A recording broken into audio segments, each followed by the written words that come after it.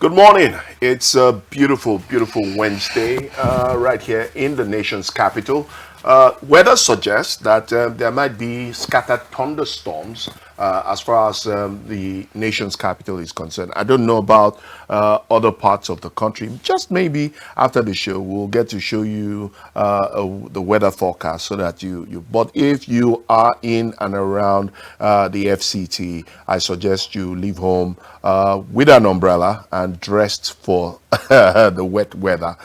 It's been raining cats and dogs yesterday. The whole of the FCT was blessed with wonderful showers. Well, anyway, welcome to today's edition of Rapid TV's continuously evolving social, political, and general interest show we call KORERO. And of course, today's conversation will revolve around recent developments. Yes, in the last 1 to 2 weeks, there's been a whole lot of events happening within the polity. Of course, as we look at some of those events and how they seem to be altering the trajectory of conversations across the country, right?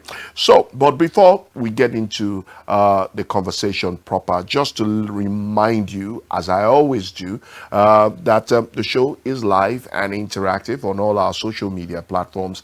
And even as we speak, the show is streaming live on our website, www.rbnradiotv.com, on our Facebook handle as well, and of course you can get to also watch the show later on our YouTube page, so YouTube channel. So even if you can't watch it live, trust us to ensure that when it's convenient for you, you can go back and watch the show. And then it also offers you the opportunity to interact and be part of the conversation. So all you need to do is follow and like Rapid TV on all our social media platforms. Remember, we are at Official Rapid TV. Facebook, X, formerly known as Twitter, IG, Instagram, LinkedIn, and even on TikTok. So feel free. Like I like to say, even when the show is off the air, the conversation, continues online. So it gives you an opportunity of becoming part of our growing online community. Now, condemnations on Monday trailed the arrest of the president of the Nigeria Labour Congress NLC, Joe Ajaero, and the invasion. Yes, that's the word that has been making the headlines, and the invasion of the Office of the Social Economic Rights and Accountability Project, SERAP, in Abuja by operatives of the Department of State Service, DSS. Now, Ajaero was arrested on Monday morning at the Nnamdi Azikiwe International Airport, Abuja, when he was about to board a flight to the United Kingdom for an official assignment when DSS operatives decided to pick him up. So it came as a surprise because one would wonder, was there a warrant out for the president of the NLC? So these are some of the will I say technicalities we will be looking at as far as this conversation is concerned. But the fallout of Ajaero's arrest and later release saw the Trade Union Congress, TUC, of the United Kingdom strongly condemning the Nigerian government for unlawful arrest and persecution of the Nigerian Labour Congress president in the person of Joe Ajaero. A video went viral from that Congress, or that gathering, where we understand that Joe Ajaero was supposed to actually have been to have given an address to labor unions and trade union of other countries. So Joe Ajaero was supposed to be a prominent feature at that event. So let's give you a glimpse of the comments made by the UKTUC at that time, calling for an immediate end to Nigeria's government crackdown on labor leaders. And intimidation of him and his NLC colleagues by the Nigerian government. Joe was released last night but it is clear that his ordeal is not yet over.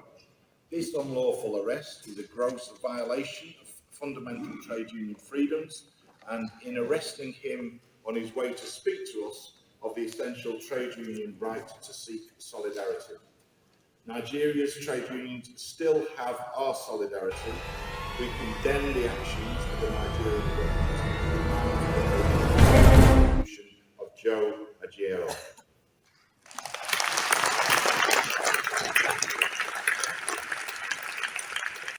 And intimidation of him and his NLC colleagues by the Nigerian government. Joe was released last night, but it is clear that his ordeal is not yet over. This unlawful arrest is a gross violation of fundamental trade union freedoms, and in arresting him on his way to speak to us of the essential trade union right to seek solidarity. Nigeria's trade unions still have our solidarity. We condemn the actions of the Nigerian government and demand that they end their persecution of Joe AJAERO.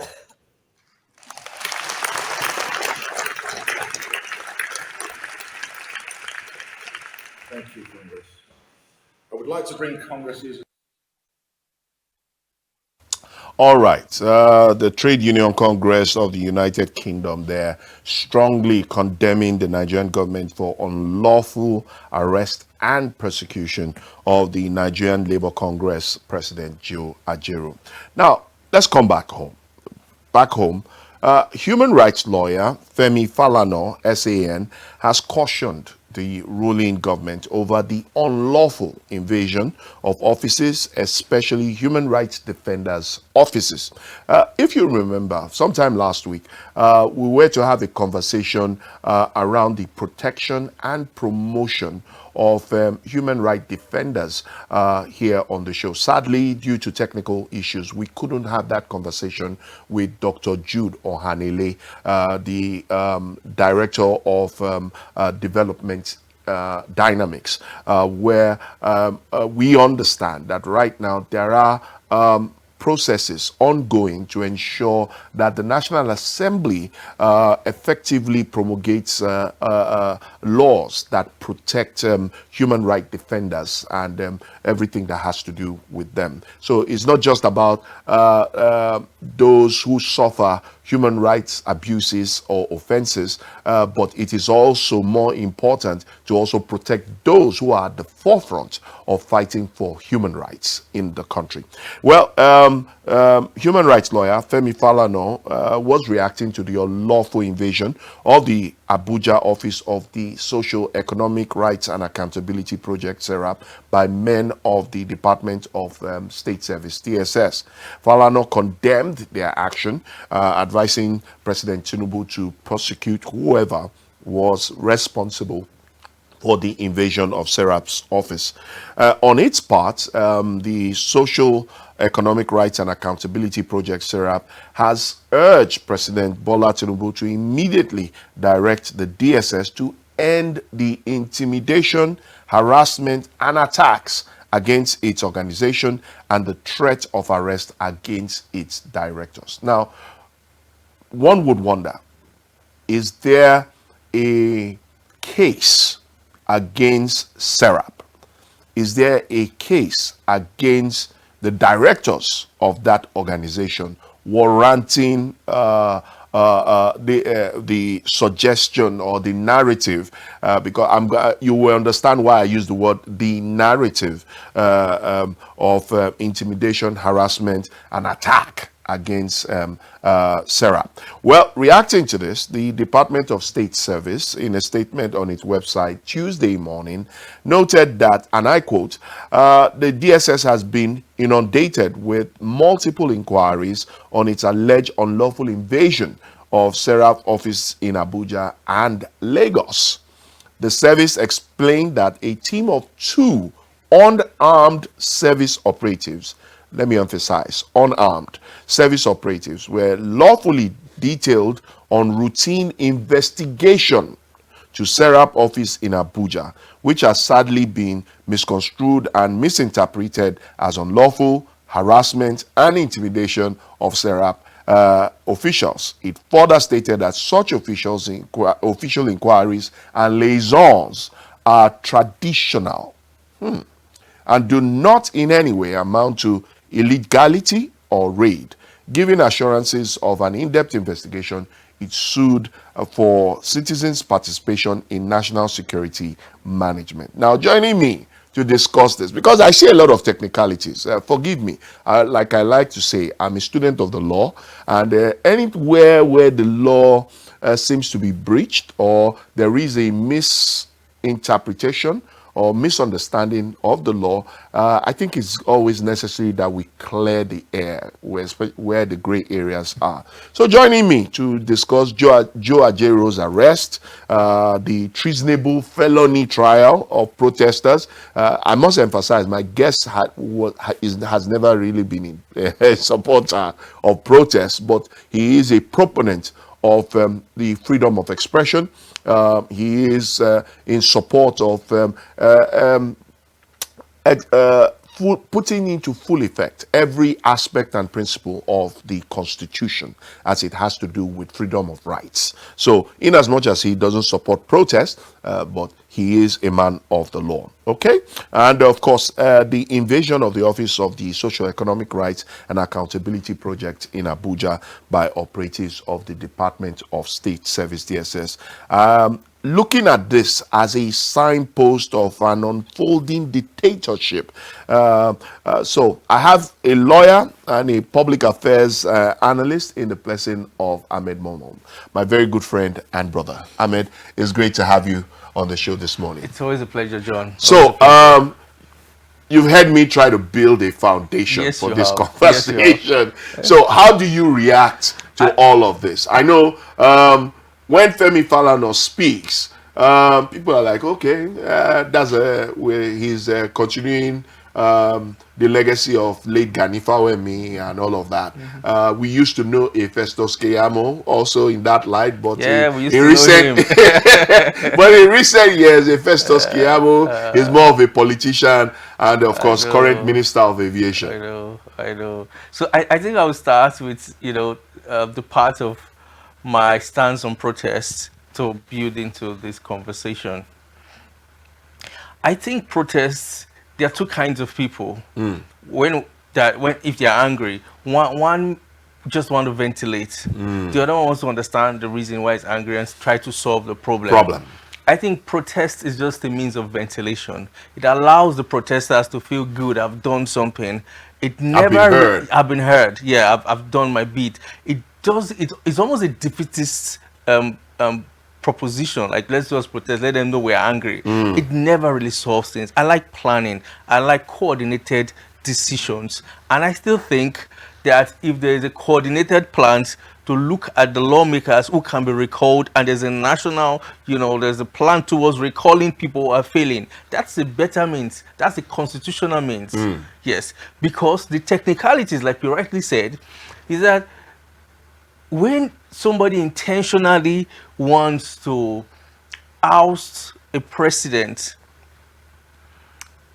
or a governor without constitutional means, you are playing around the fringes of a treasonable felony. And it's true.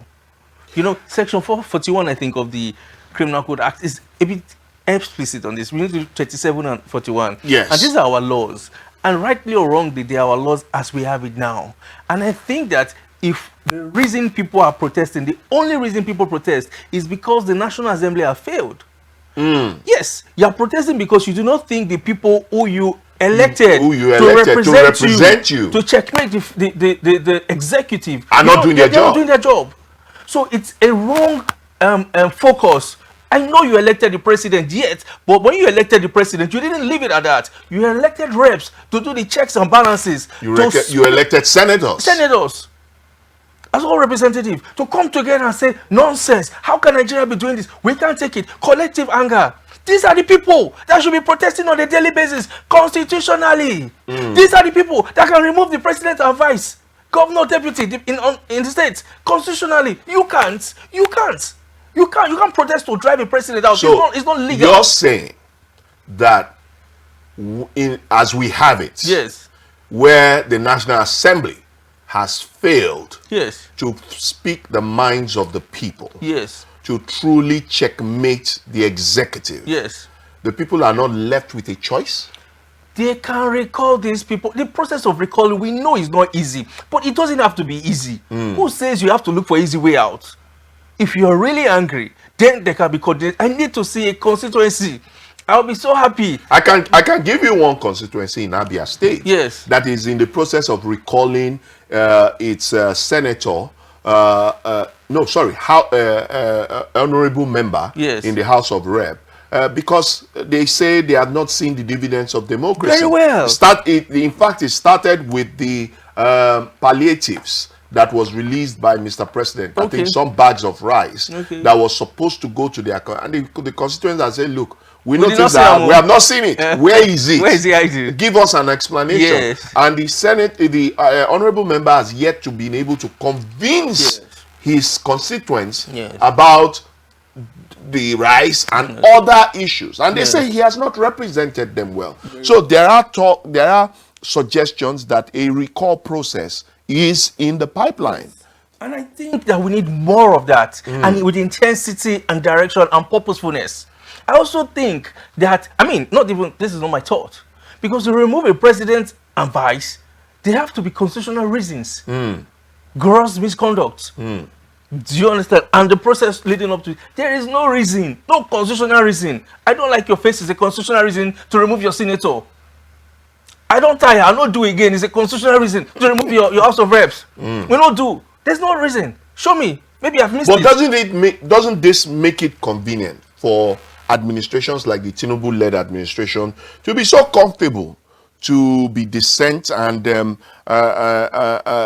with protests and agitations like what we're saying? Because as we speak, there are reports suggesting that in October, October 1st to be precise, which is supposed to be Nigeria's Day of Independence a celebration, there is a protest in the offering. And considering the fact that the way this administration handled the end hunger, end bad governance protest, this protest is going to be more subtle.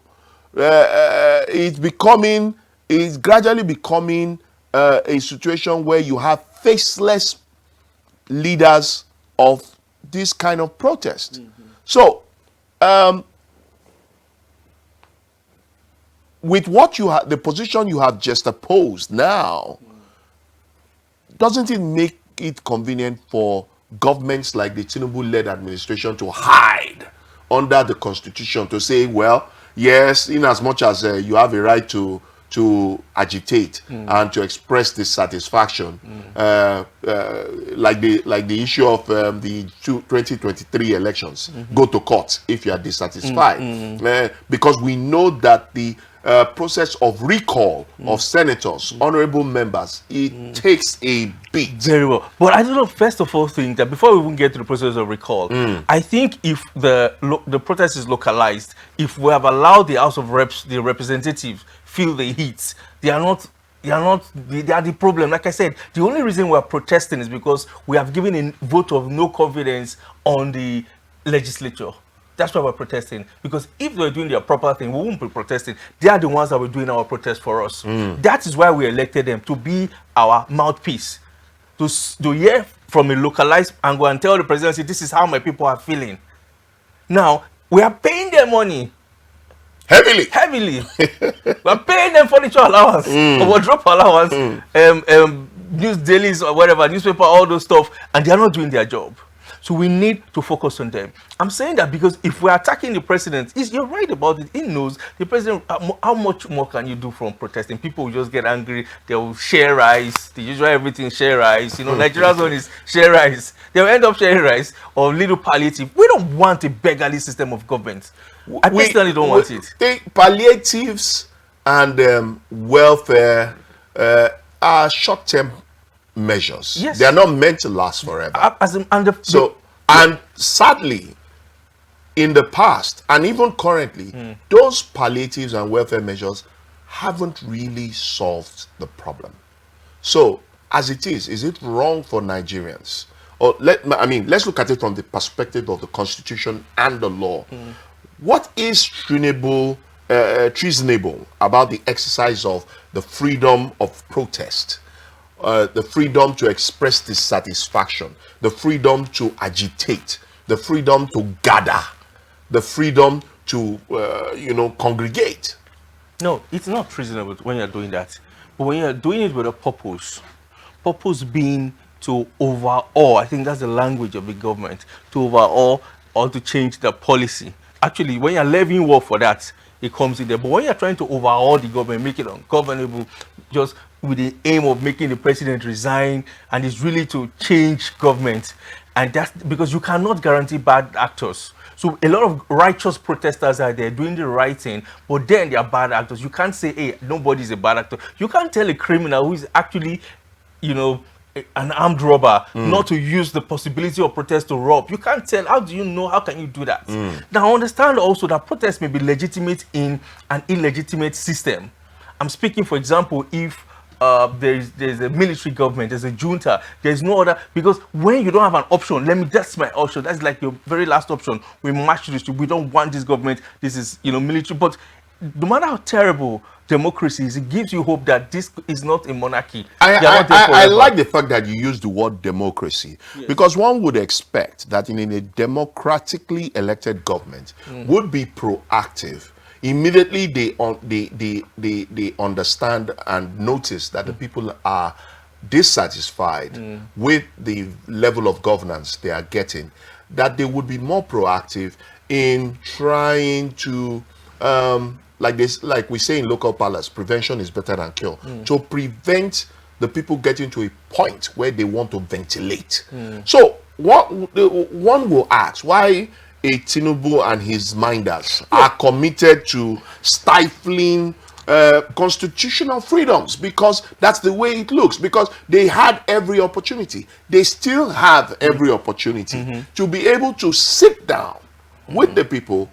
It's obvious it's not enough to do a nationwide protest anymore, broadcast anymore. The last broadcast Mr. President did, people just shook it off. They just with a wave of the hand, so doesn't that tell this administration that, look, yes, you can hide under constitutional whatever legal jargons to say, yes, we are government, this is treasonable, this is not treasonable, but the fact still remains that you're not doing what the people want. And of course, we all know the definition of democracy. For the people, by the people.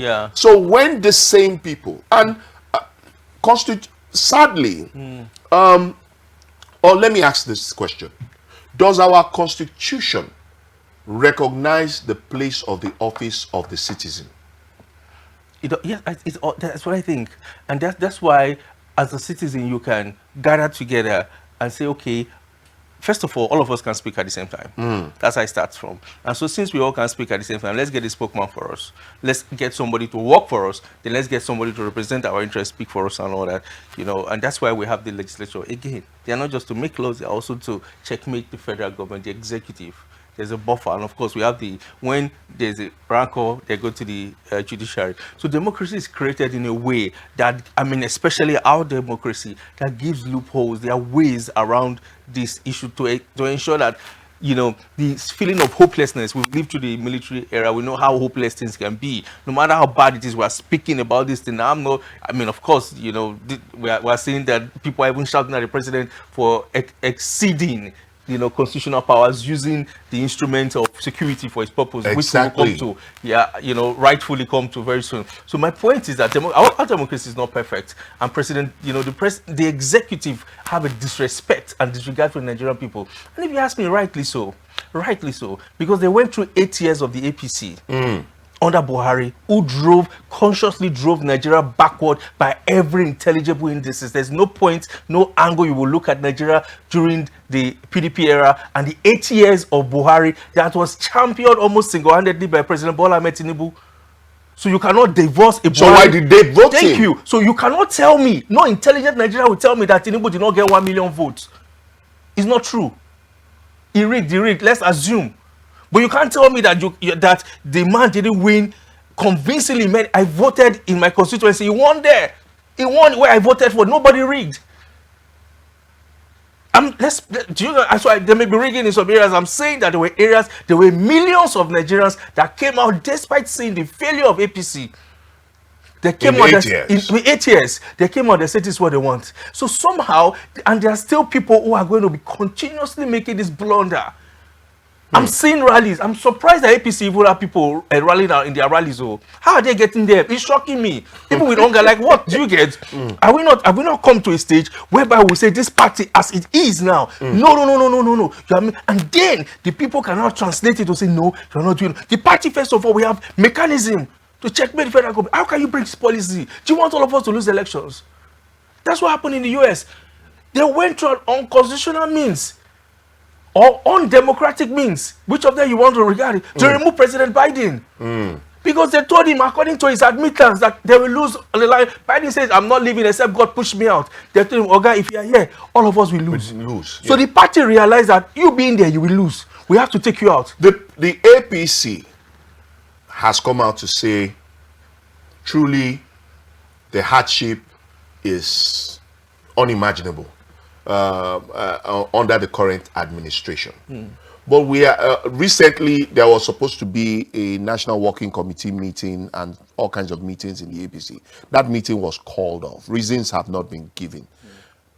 Does it suggest, under the leadership of the current national chairman, who himself is embattled, former governor of Kano State, Ganduje, that the party lacks the political will to be able to bring President Bola Tinubu to the table and make him understand that he is actually killing the reputation of the party? Well, let's just assume that they all know that the party have no reputation. Let's start with that. They know that. Wow. They're not deceiving you. They are not deceiving. I do not think that they will deceive you to say, hey, Nigerians believe. We believed in change in 2013. Many of us lined up. We believed the lies that were sold to us. But we have seen it since that, no, this is madness. That they have no answers. No, they have no answer. It is fair. And they succeeded in using ethnic, religious, bigotry, all that at some point. And to a lot of people revved up for it. But how long can you expend it? Especially now there's hurting stomachs. So I think that without delving, too deep into this aspect, I think that the optics of APC, we are seeing a system. Now, mind you, if another party was in power and they were a bit more sensitive, they were not being lavish like the presidential fleet, those are unnecessary spendings. The other day there was a budget of how much was used to decorate the first ladies, just decor. Yeah. Now, that may not be the biggest amount of money in government, but the reality is 250 million. They are starving Nigerians. People are starving to bed. 250 million will change lives. So people are starving to bed. So the party appears to be insensitive. I would rather a president, and then I like people who can take bold decisions. Oh yes. Because the truth of the matter is that you're never going to make omelets except you're ready to crack the eggs. Things are, but if we had a president who is saying, I'm with you on this, I'm with you on this. First of all, I'm not collecting salary. I keep saying, President Donald J. Trump did not collect $1 in his 4 years as the president of the US. And I do not believe he's the richest, or is richer than all the presidents who have had in Nigeria. Yeah. That had nothing to do with money. It had something to do with his person. He didn't collect $1. So why can't the president slash his salary to 10%? Slash his salary of his aides to 10%. Make sure that we all see the austerity measures, and you tell us now to buy fuel for 1,000 naira. Then when we say it's happening there, it's happening here. You understand? We can now join this process. Let us buy into your vision. You can't force us into this vision. Especially because you fought President Goodluck Jonathan on the same thing. So you're speaking from two sides of the mouth. It's offensive. And that's the problem I have with my senator, Comrade Adams Aliyu Shomole. I'm shocked. But he has come out to criticize the Tinubu's administration. I'm sure we have that video. My director will look for it. And because we played it on this show, please, I would love to see where a Adams Shomole came out to, and I like the way he positioned his opinion. saying, first of all, his suggestion is that, look, we cannot depend on World Bank, IMF to give us solutions to our problems. Of course, absolutely. That Everybody knows that. those problems, whatever solutions we must find must And be local, localized, of course. which is something you have suggested on this show. And he has said, look, and I believe that's not even the first time he has said it, that the current economic policies of the current administration is biting heavily. My question I want to ask you, did he speak specifically for this is the man who made his name and reputation on fuel price? Singularly, if there's one thing that Aliyu Oshomole is synonymous for, it's fuel price. He fought it. We bought into his even though at that time, let's be honest, you know, ignorance was what he was playing with at that time. Because, I mean, if they had removed subsidy, Nigeria would have run probably better under the Obasanjo's time. He fought fuel continuously, fought it under the PDP and the Goodluck Jonathan era. And now all of a sudden, your mom, when Buhari started it, quiet. Now that we're buying, if you had a problem when fuel was 85 naira, how come you're so silent when it's over 800 naira? Exactly. In the same country that income hasn't grown. Okay, that's the video. Let's allow our viewers watch that video, and you get to listen to Adams Oshomole. And when we come back, you react to his position on issues. Senator Comrade Adams Oshomole.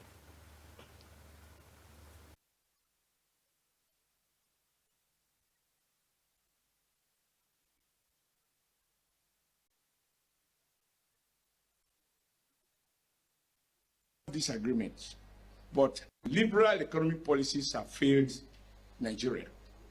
I want to be able to see the president saying, yes, Africa growth, we have disagreements, but I am elected to uphold the Constitution of the Federal Republic of Nigeria, not of Africa Charter. We would relate with other countries. The days must be over when we talk of Africa as the centerpiece of our foreign policy, and way to one in which Nigeria and the welfare and the well-being of Nigeria is the central focus of Nigeria foreign policy. If it is not good for Nigeria, we will do it. How can you subscribe to something that you cannot participate in? How can you have a free market where you only buy but you have nothing to sell?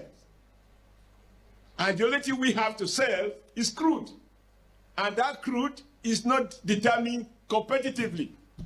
It is determined by some forces in the West, whether the president of US is sick, or whether the publish of data, it shows that economy is slowing down, that affects the price of oil, whether China is growing or China is slowing down, and all of that. And so the result is that today, we are importers of, from the lowest second-hand time, we started borrowing. And to encourage us to borrow more, economists tell us about how much you can borrow in relation to GDP. They'll always have some statistics as if this were in the holy documents. And so we borrowed to a point that they now came back and say, you have overborrowed. And for us to support you, you must devalue your currency. You must float it. Thus subsidize consumption. And when you devalue your home, goods and services produced at home will be cheaper, and therefore you have greater export opportunities. Because Nigeria-made goods, we find cheaper prices overseas, and foreign goods will be too expensive for the natives to buy, since we are now in our native land. And because they can't buy, we've got to have a more realistic balance of trade. And that is how around 1978 or so, the Naira was devalued from where it was 1 Naira to 1.5 US dollars. When I went to UK to pay my school fees in the UK, I got my check from, I believe, Barclays Bank, which is now Union Bank.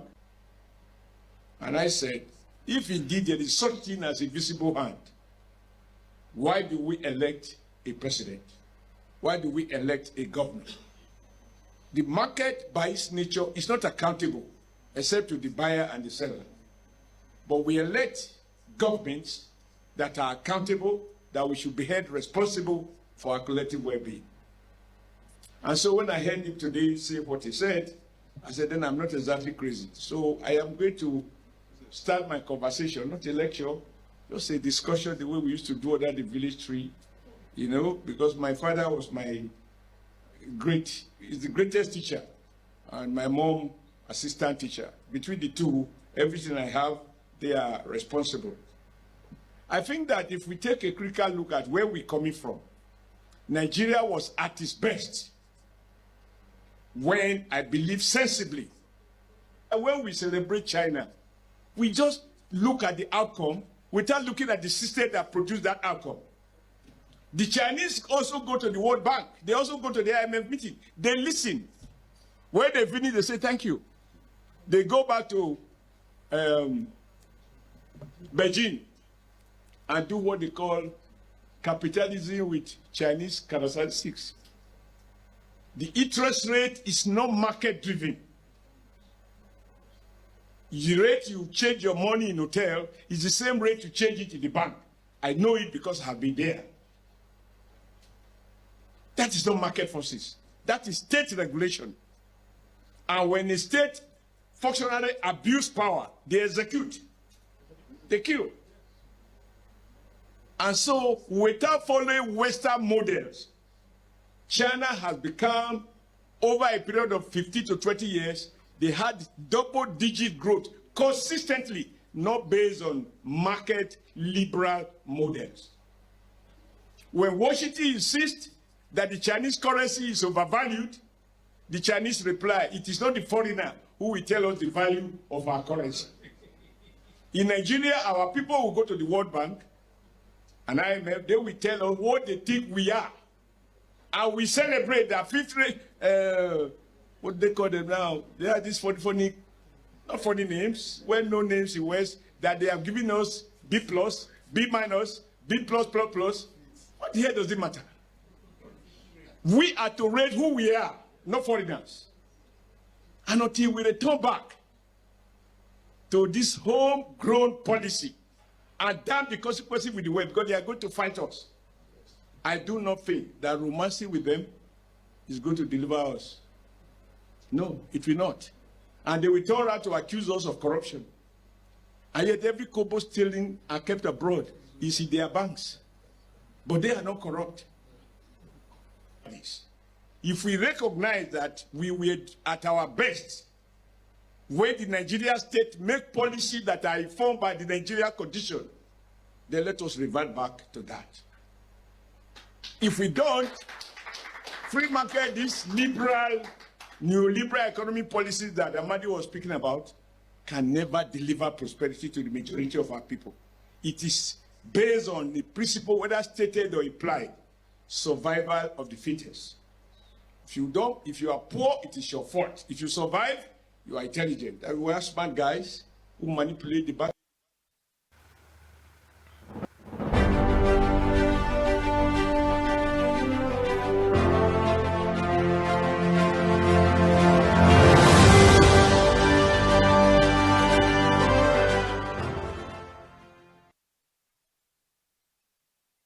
Rapid TV's continuously evolving social, political, and general interest show, KORERO, and that was Senator Comrade Adams Oshomole, sharing his opinion as far as the economy is and the current solutions preferred by the Tinubu-led administration in terms of economic policy, fiscal policies, and his position is simple, that look, at the time Nigeria's naira was rubbing shoulders with the dollar, it was 1 naira to $1.05.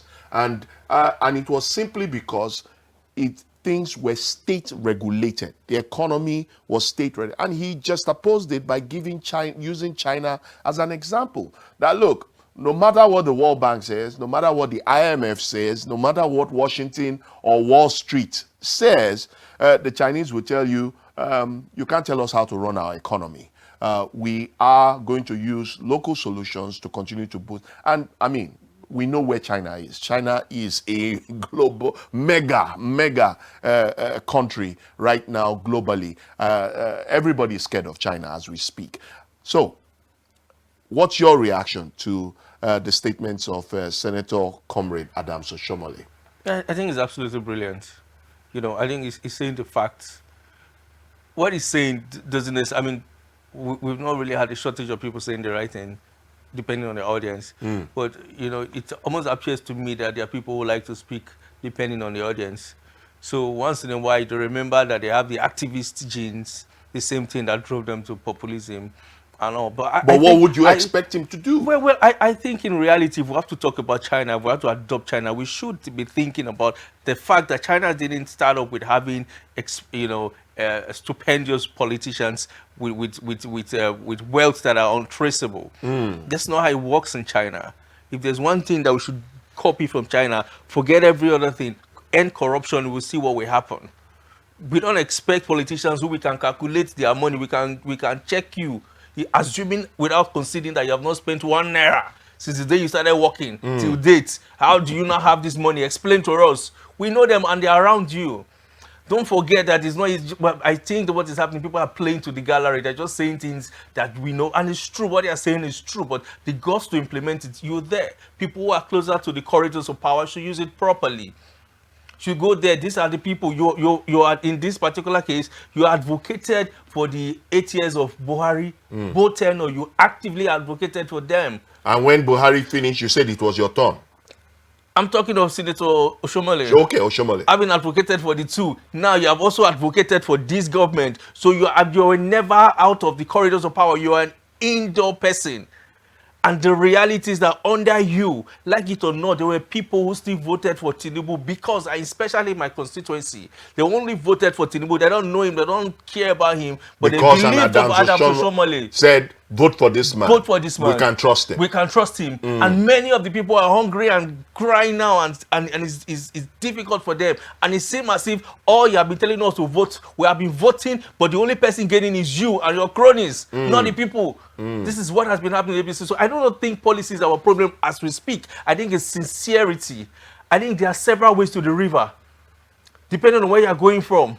China has one model that is working, but don't forget India.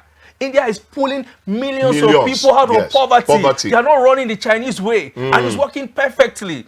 Of course, there's state control as we speak, but India has a freer system of government. It's not running a one-party state. And things are working. I think if we want to model ourselves with any country, India ought to be our model. Because when it comes to poverty, when we come to the poverty level, the population of the country, is similar to Nigeria. Yes, they have millions, they have more Muslims than we do. They have millions of Christians there. They have Buddhists, and they are able to live in a coherent society. We need to look up to India and say, okay, this is a country that we can, we should start copying what they're doing. Look at Mumbai is transforming right between our eyes. And you know, and most of it is because one man or men with sincerity, love for states, they are doing the right things. And you know, and I think in a couple of years, people will be shocked at India. In a couple of years, give India another 10 years. People looking up China, clapping for China. I'm looking more towards India. I think India is rising in a way that is amazing right before our eyes. And we can do the same. And Nigeria should be competing with India and China. Ahmed, you have an opportunity to talk to Nigerians. Like I said, or as I said much earlier in the show, there is a protest in the offering. Yes. You're not a proponent of protest. No. You have suggested that Nigerians should engage the constitutional way of change. Yes. How would you advise Nigerians to start that process? Because this administration still has about 3 years to go before the next election in 2027. Yes. So what should happen between now and 2027? I think the official phone numbers, email addresses, WhatsApp numbers of your senators and representatives and even reps, you should have them. Find them. They are public. They are your reps. So anyone that don't have his number out there is first of all a red flag. You need to have contact to them I think they should have millions of letters, public letters. People should first of all Bombard start them on a daily. bombard them on a daily. That's the first point. Let them see your heat first. Protest, localized, tailor. If you don't know who your rep is, there are people who are protesting that they don't know the name of their house of rep. If you're staying in an urban area, you don't know who's your rep there. Do you get? In Abuja, people don't know their rep. I mean, Senator it is quite popular, but when it comes to the House of Rep, people really don't know. If you check many states, people don't know, they don't care. After you vote for them, that's all. They don't have any job, they don't owe you anything. That's not how it should work. So know and find them and bombard them. Bombard them, let them wake up daily to your mails. That's how it works in the USA. That's how it works in Canada, in Britain, every civilized country. They wake up, they will have to say, this is the heat of my people. They know it makes them more responsible. Sometimes we are the ones making them irresponsible. We're not giving them responsibility. So automatically they are irresponsible because we are not giving them responsibility. Many of them don't even have constituency office down back home, which is exceedingly sad. But thank God for the social media. We have their numbers, we have their pages on social media. Write on it. Write on it. They should have official, pages. Go there, express yourself daily. Comment on it. Go out on your page. That is it. Find your rep. Just tag them. Let them know this is what I'm saying. Let these people go and do their jobs. Let's save ourselves for crying out. I believe there are many countries that would like Nigeria to fall into war. I'm not one of them. War is never the option. Yeah. That many people will just want to pick us. Because, Nigeria is still a threat. It's still the giant of Africa. It's a sleeping giant, albeit, but it's still a giant. And I'm praying for the giant to stand one day. And so we do not want to destroy the country. Of course, I want to see President Bola Ahmed Tinubu succeed. Not all his policies are evil, even though they have difficult impact on the people. Truth be told. In short, he's not able to do the right thing, right? Because at some point we have to do the right things. But the problem we have is that you can't be telling us to do the right things when we are seeing visibly you're doing the wrong things. You start off with 40-something ministers for what? For what? The case of do as I say, but don't do as I do. It's offensive. It just tells me that you're not taking, you don't respect us. If not, you will start from you. You will downsize. We will see that you have downsized. You won't be traveling left. You will stay in one place to work. Every other thing, you'll be sending people. We know that this man is working. We know when somebody is working and efficient and effective. We do not like Wike much, many of us, but we know that this man is efficient and is effective. In Abuja, we can see it. He gets the job done. So I don't need to like you. Why should I like you? Are you my father? You're just my worker. You are the president. You're working for me. You chose. You chose to. You said you wanted to work for me. So as a manager, do my job. Manager of Nigeria, manage it well, Mr. President. President well. As the song of that they said. Yes. Senator, well, no, do your job well, just do your job. Do your job. They're not doing their jobs properly. I think that the president in his 3 years have enough time to speak to the Nigerian people, to start off from where he is right now. Sell what you want to sell. I don't mind that. This was bought in the former administration. We don't need it again. You can even come to the social media and say, this is the money we sold from these assets. We don't need this fleet. We have sold it. This money, where should we put it? Oh yeah, poor. Should we use it to make 6 universities along the 6 hostels for university? Should we use it for university? Let people participate. Let people feel that we're part of a project and do the pilot effect. Tell Nigerians from now to now, this is what will happen. We don't want to see surprises at the filling station. It's surprising. Let us know. Be a pilot. Tell us from September, this is the price of fuel. This is the price at December. In November 2026, things will start normalizing. And then we expect, just the way they tell you, there's turbulence in the air, we expect that we're going through this. We know what the unpredictable nature of governance is scary. It's killing people's mind. True. Well, Ahmed, thank you so much. You have shed a whole lot of light on this conversation, and I know this is one conversation that won't end with this show. It's a conversation that cuts across every phrase and every strata of our society today. Yeah, thank you. Well, to wrap up this edition of the show, under the 16 years of those they called corrupt conservatives, protesters were not harassed. They were not hounded to trial for treason. I can boldly say that President Obasanjo's, President Yaradua, and even President Jonathan saw very sharp and deep critical opposition, protests and marches. Yet, no one was detained indefinitely. No one was held by the DSS in disregard of several court orders like the APC has done in Nnamdi Kanu's case. No protesters were murdered in cold blood like the current APC-led administration during Buhari's time. Of course, if you remember, 2020, NSAS protest. And very recently, to end bad governance protesters, and no NLC president was harassed. You can, in the words of Peter Obi, you can verify it. The government has so quickly forgotten that Nigeria and Nigerians repudiated dictatorship with amazing vehemence. Now, they have forgotten how we resisted the military and fought against the draconic rulers and decrees. Now, they are perhaps oblivious of the commitment of the people to protecting and defending the freedoms that define our democracy, and they are soon to incur the wrath of an impoverished and pulverized citizenry. This is a prediction that so many, Edino Milaye, many have predicted. Even former President Olusegun Obasanjo has said that we are sitting on a keg of gunpowder. After trying protesters for treason and arresting Joe AJAERO for treasonable felony, the question is, who's next? Perhaps me, for holding strong views and for treasonable writings, interviews, and views, or for defending freedoms entrenched in our own constitution. After me, they will come for the owners of maybe media houses. We've seen it happen because the free press is always considered an enemy by deports and dictators. Well, this sit-down look at attitude is at our own peril. Albeit, folks, eternal vigilance is the price for freedom and liberty.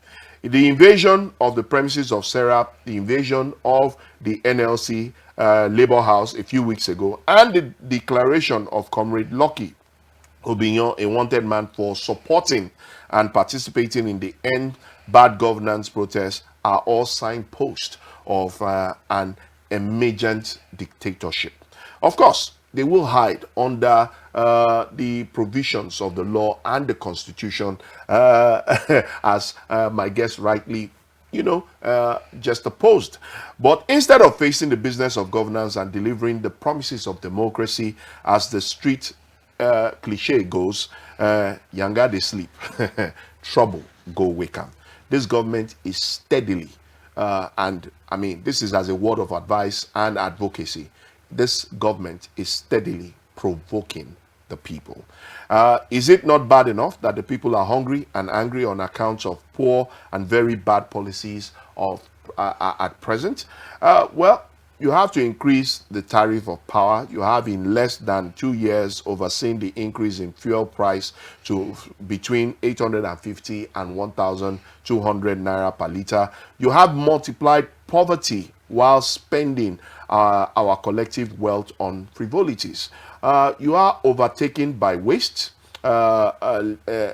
decency, greed, looting, nepotism, bigotry, and the recent one that we learnt, chariscrotacy, kleptomania, and of course wanderlust. But yet you seek to silence the voice of the people who have elected you into office. It really saddens most of us that those who fought for democracy, were detained several times under the military, have become the greatest threat to our own democracy.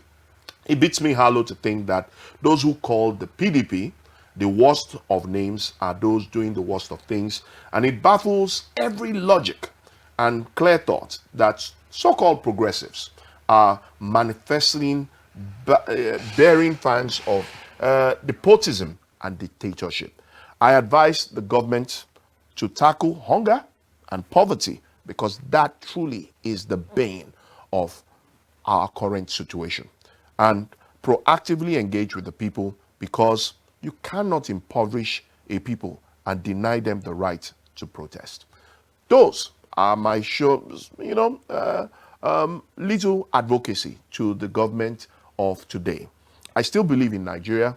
For over my head, I see a new Nigeria in the new horizon. I have always belonged to the school of thought that we are an evolving nation, not a developing nation, but an evolving nation. And likewise, our democracy evolving as well. Special thanks to my guests, Ahmed Momo. Thank you so much for being on the show. And of course, the biggest thank you goes to all of you for making it possible for us to be a part of your money. Don't forget to be part of the conversation by, as Ahmed has advocated, engage the conversation online and use that opportunity to also engage your House of Representatives, honorable members, both at state and at federal level, and of course your senators as well. It is their responsibility to re-echo your voice, your position with regards to the government of the day and the policies of the day. Okay? Remember, it is a process. We've got 3 years and anything can happen within that 3 years. All we need to do is engage the instrument of the law. Like we always say, the judiciary remains the hope of the common man. Till tomorrow, when we come your way with another incisive edition of the show, it's bye for now. Months before they did that, I would sit down and discuss with them. People protested when I was governor. They even called strike. They shut down our schools for months, our hospitals for months. Well verified. I was talking with them. I didn't come down. I have never, as a politician, as a governor, for one day, go and ask any policeman, say, please, stop somebody. Talk less of arresting the person. It shouldn't be. In a democracy, people have right to say no. I've said it every day. If I'm managing this facility and everybody loves me, I will resign. This is me. Wherever I am, I believe that I have enemies. My job is to convince them. If everybody loves Peter, there's a problem. There's people who hate me because I'm just Peter. They don't even need to give me any reason. It is my job to convince them on why it should be. I convinced the teachers why we should return schools to missionaries, and they've seen the result. I convinced them why we should go to the missionary facilities, the Ministry of Health, and build school of nursing and midwifery. You just have to. It's a constant thing. That's why you're a leader. You're a communicator. You listen, you talk to the people. It's not a question of what the young ones, I'll meet them. The agitators, the protesters, I will be talking to them.